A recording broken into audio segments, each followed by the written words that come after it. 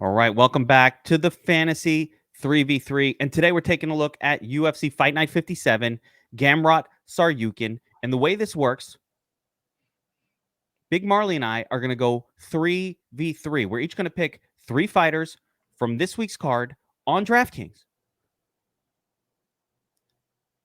2 favorites and an underdog, and we're going to see who comes out ahead. Now, this is the 5th week of the 3v3, Big Marley.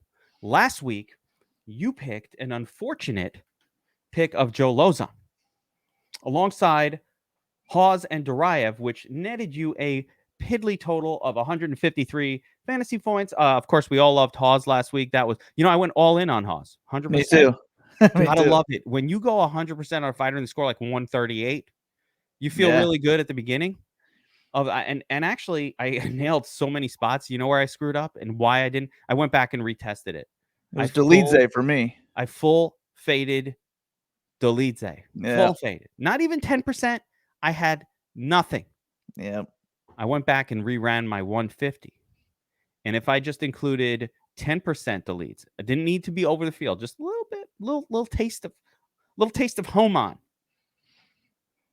Would have been in the nuts. So I'm feeling a little regret, but that is how we do it. You got to take some stands, and every once in a while, even when you hit the right all in, if you fade the wrong fighter, you're toast. So let's try to be better. Now, last week I took the win with my picks of Stamen, Dawkins, and Kudalase. And the sad thing is, only one winner there. So we got to do a lot better than just one winner. Now, I went back and looked in the comment section as well, and I was the overall winner. You guys in the comment section did not beat me. A couple of Cerrone picks, some Lozon picks. Listen, that helps. But we move on 4-4. This is 2-2. It's 2-2. That's right. 2-2. And whoever's gone first has won every single time so far, and that's me this week. So I'm feeling pretty good. It is your turn to pick first. So, Big Marley, let's get right into it. We're taking a look at UFC Fight Night 57 from a DraftKings perspective. And I'm going to bring up the old DraftKings screen, and let's pick. You go first. Who is your first fighter of the night, Big Marley? All right, I got to go with Umar Nurmagomedov. I feel like it's the perfect first pick because it's a great cash game play with him being, projected to win over 90% of the time, according to the odds. And he scored over 100 points in both of his fights so far. He had 112 against Morozov, where he got 5 takedowns, got a submission in the second round. And then in his last fight, he got a first-round submission against Kelleher, made it look pretty easy. And I think he's got a huge ground advantage in this matchup as well, whether it's him racking up takedowns, top control time, or just getting an early submission. I think they're both in play. I see 100 plus points coming from him. So I like Umar in this one. I don't really agree that he should be lined over 90%, but for DraftKings, that doesn't matter as much. And it just kind of helps your safety anyways, that the books think that. So I'll take Umar as my first pick. Yeah, I haven't been super impressed by Nate Maness. I think he's kind of pulled out some victory from the jaws of defeat so far throughout his UFC career. So Umar's an easy choice. I totally get it. Not much to add there. I'm going to take an easy one for my first one as well. I'm just going with Shavkat Rakhmonov. One of the second biggest favorite on the card, or one of the bigger favorites on the card. But Shavkat just looks like the real deal. He's got the Av at the end of his name, which means he is a wrestler. He's taking on Menji, who wins as an underdog quite a bit. He's really good about that. But I just think Shavkat's a better wrestler, and when you can negate the wrestling from Neil Magny and take him down, I think it's a foregone conclusion that Shavkat gets this win, and I think he might be able to finish Neil Magny inside the distance in this one as well. So I'm really confident in that pick. Umar would have been my first choice, though, had I gone first. Yeah, I figured. And I knew you would end up taking either Shavkat or Tsarukyan. Yes. So I was going to be fine going with the other one. So I will go ahead and take Arman Tsarukyan with my next pick. We got a 5-round main event here. I am just super sold on Arman. I think there's only 2 guys I would pick to beat him right now in the division, and that's the champion, Do Bronx, and Islam Makhachev. Everyone else, I would probably just straight up pick Arman over. And he's also scored very well in his UFC fights. He's never scored less than 80. So that's with 3 rounds. If we can get 82 in 3 rounds, then I think with 5 rounds, he's going to have this $9,100 salary covered. He's also scored over 110 points in his last 3 fights. I think he has the edge everywhere in this fight, whether it be the striking, the wrestling, the finishing ability. And I'm going to pick him to get a TKO at some point. So I like Arman. He's going to be probably my highest owned fighter of the entire week, actually. Yeah, I love Arman Tsarukyan in this spot. I think he's just when you compare him to Gamrot, he's I think a little better at all aspects of MMA everywhere.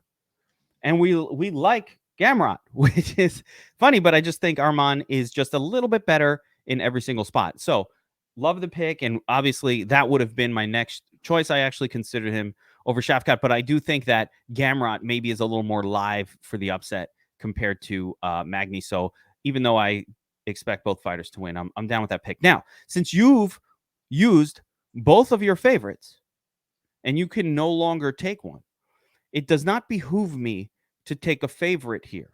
Instead, I will go to my underdog. I see that you're waiting. You've obviously spied my cheat sheet over on DFSArmy.com. And you're aware of my underdogs. So clearly, you're not worried about those guys because you've got someone else. Now, I'm just going to throw this out there. There are 3 underdogs that I'm picking to win their fight this week. Okay, there are 3 guys that I've actually picked as winners. Parisian, Ninchukwi, and Kelleher. So the choice for me is between those 3. I believe all 3 will win their fights. And I'm actually going to throw a little curveball, and I'm putting in Josh Parisian in the battle for the worst heavyweight in the UFC between Parisian and Alain Badeau. I'm going to go with Parisian here. And the main reason is because Alain Badeau, he has literally never beaten anyone. Now, it's not like Parisian has, but when they fought the same guy in Parker Porter, Parisian straight up looked better. And so if I just have to go by that one factor, he just looked better against Porter. He threw more volume, and I think he'll have more volume than Badeau in this spot. I do not expect a finish here. I don't expect a massive score, but I'm hoping for a win for my underdog. And of the 3 dogs that I'm looking at, this one is is the highest likelihood, I think, to get a win. So I'm going with Josh, no relation to Caro, Parisian. How about that? I threw in a little old school MMA reference, Caro Parisian. Remember that? Yeah, I do actually. No relation. I wasn't expecting that Parisian pick, actually. I was expecting you to go with Kelleher, which I was more okay with because I'm actually going to be picking Kelleher to lose this week. But I agree on Parisian. I think he should be the slight. I'm trying to get the win here. Matchup. Like I do love Kelleher. I will have more Kelleher than Parisian in my overall DraftKings exposure because I think he will score much better when he wins. But I'm trying to win. I'm trying to be the first 3v3er to win from the second pick position. Going for it. And I'm a little worried about my third favorite here. So I needed to make sure I try to get a win here. Yeah, I'm going to go boom or bust on my underdog. I'm going to take the must-have fight of the week, Chris Curtis versus Rodolfo Vieira. We got minus 750 that the fight doesn't go to a decision, even up to minus 900 on some books, giving it a 90% chance to finish early. And DraftKings actually has plus 110 that the fight ends in round 1. So just either side, whoever you like, you need to be throwing them in your DraftKings lineups this week. Since I'm picking an underdog with this 3v3, I'll take Rodolfo Vieira. I think if he can get one takedown, that might be all he needs. He can work his way into a dominant position, maybe grab Curtis's neck and just choke him out in the first round. I think he's got the highest ceiling as underdogs go, aside from maybe Gamrot, but I'm not going to take Gamrot because I got Arman. So I like Vieira here, but if you had picked Vieira with your first pick or something like that, I probably would have been taking Chris Curtis as one of my other picks just because I think this is a must-have this week. It will be in almost every lineup I create. Yeah. So, listen, if I wanted to get greasy and exclusively play for the win, I would not pick this guy. But since I'm going not just for the win. Actually, should I get greasy, Big Marley? Should I just go for the win? So I was going to take Chris Curtis here. Make it clear. That's what I would be doing. I would take Chris Curtis here, except if Chris Curtis wins, I've already won by default because you're going to lose with Vieira. Do you know what I'm saying? I don't know that I lose because I think I got 220 plus points already locked up with my first two picks. I don't know that you do. Yeah, you might be right. All right, you might be right. You might be right. You know what? Fuck it. I'm going in. This is win or lose. I'm going to go opposite of you with Chris Curtis here. I love him. Listen, what we're conveying here, this is an all-in fight. If you're playing this week's DraftKings card, you must have one of Chris Curtis or Rodolfo Vieira. I definitely favor Curtis to get this win. I think Vieira didn't even, we saw him look great on the feet with the boxing. I don't think he fixed against Dustin Stoltzfus. That win has not held up. The test of Stoltzfus basically is garbage. No good. So, yeah, I get that Vieira was able to stand and strike with him, but I think the gas tank issues are going to emerge this week when he takes on a real opponent. Chris Curtis, who has really good takedown defense, who is a tough mofo. Give me Chris Curtis here, going up against Big Marley. This is a for the win play. Curtis wins. I'm taking this thing down. Yep. Now, guys, put your 3-pack, your fantasy 3v3 in the comment section as well. We're going to take a look at all your comments. Like I said, last week, none of you guys beat me. What's up with that? Come on, step it up. Yeah, was a fight canceled? Sure. Did a lot of you pick either Lozon or Cerrone? Yes, you did. I don't care. I'll take it.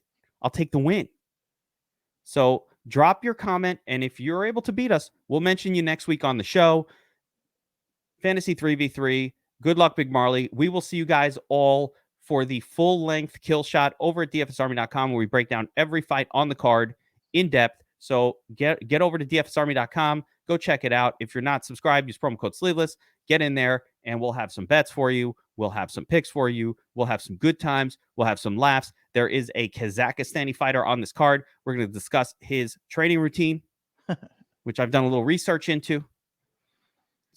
I'm telling you, you have no idea. I've seen your sneak peek, so yeah, I'm looking forward. Yeah, you have no idea. So there we go. We will see you guys. Good luck this weekend. Take care, everyone.